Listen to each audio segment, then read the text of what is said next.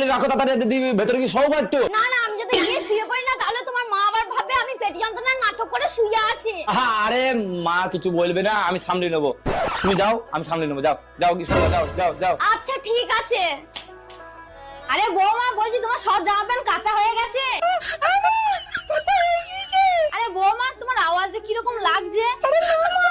আসলে আমি আইসক্রিম খাইছিলাম তো, ওই জন্য আমার একটু চেঞ্জ চেঞ্জ লাগছে। আচ্ছা ঠিক আছে, কাপড়গুলো মেলা হয়ে গেলে মন্দিরটা একটু পরিষ্কার করে দিবা।